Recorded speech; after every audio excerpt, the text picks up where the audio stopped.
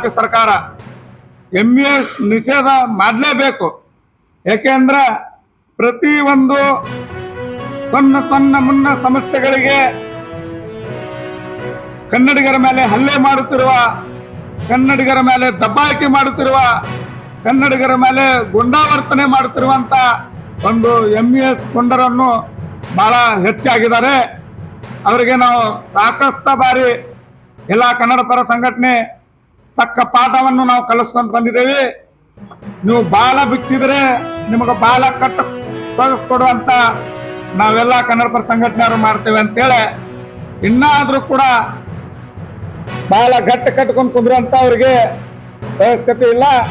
ಎಲ್ಲಿ ಹೋದಲ್ಲಿ ಮೊದಲನೇದಾಗಿ ಅದು ನಮ್ಮ ಕರ್ನಾಟಕ ರಾಜ್ಯ ಸಂಚಾರಿ ಸಾರಿಗೆ ಇಲಾಖೆಯನ್ನು ಬಸ್ಸನ್ನು ಮಹಾರಾಷ್ಟ್ರದಲ್ಲಿ ಹೋಗ್ತಾವಂತ ಅದಕ್ಕೆ ಮಚ್ಚಿ ಬಿಡುವಂತ ಕೆಲಸ ಮಾಡ್ತಾರ, ಡ್ರೈವರ್ಗೆ ಮಚ್ಚಿ ಬಿಡುವಂತ ಕೆಲಸ ಮಾಡ್ತಾರ, ಆ ಬಸ್ ಮೇಲೆ ಎಲ್ಲ ಬಣ್ಣ ಹಚ್ಚಿ ಹಾಳು ಮಾಡಿ ಕಳಿಸ್ತಾರ. ಆ ರೀತಿ ನಾವು ಇನ್ನಾದ್ರೂ ಬೆಳಗಾವಿ ಕನ್ನಡ ಪರ ಸಂಘಟನೆ ಒಕ್ಕೂಟದಿಂದ ಯಾರು ಮಾಡಿಲ್ಲ.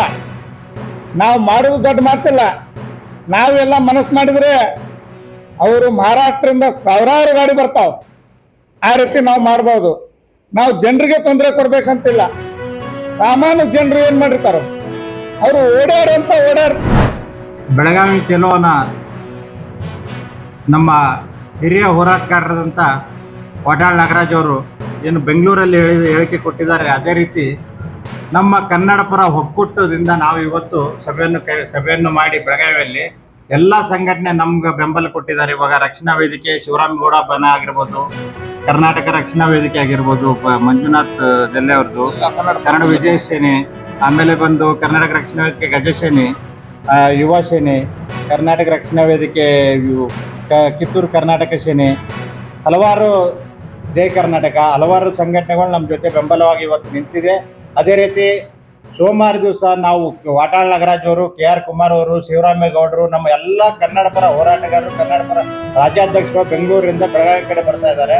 ಅದಕ್ಕೆ ವಿಶೇಷವಾಗಿ ಬೆಳಗಾವಿಯಲ್ಲಿ ಆಗುವಂಥ ಘಟನೆಗಳು ಇವಾಗ ನೋಡ್ತಾ ಇದ್ದಾರೆ. ಕಂಡಕ್ಟರ್ ಮೇಲೆ ಹಲ್ಲೆ ಆಗಿರ್ಬೋದು, ಕಳಸ ಬಂದೂರು ಹೋರಾಟ ಆಗಿರ್ಬೋದು, ಹಲವಾರು ಪ್ರತಿಯೊಂದು ಇದರೊಳಗೆ ನಮಗೆ ನಮ್ಮ ಭಾಷೆಯನ್ನು ತುಳಿಯುವಂಥ ಕೆಲಸ ಮಾಡ್ತಾ ಇದ್ದಾರೆ. ಅದಕ್ಕೆ ಅವ್ರಿಗೊಂದು ಉತ್ತರವನ್ನು ಕೊಡಲಿಕ್ಕೆ ನಮ್ಮ ರಾಜ್ಯದಿಂದ ಎಲ್ಲ ನಮ್ಮ ನಾಯಕರು ಬರ್ತಾ ಇದ್ದಾರೆ. ಅದಕ್ಕೋಸ್ಕರ ನಮ್ಮ ಕನ್ನಡ ಸೇನೆಯಿಂದ ನಮ್ಮ ಪರವಾಗಿ ನಮ್ಮ ಎಲ್ಲರ ಒಕ್ಕೂಟದಿಂದ ನಾವು ಅವ್ರ ಬೆಂಬಲ ಕೊಡ್ತಾ ಇದ್ದಾರೆ ಅಂತ ಹೇಳ್ತಾ ಇದ್ದೀವಿ.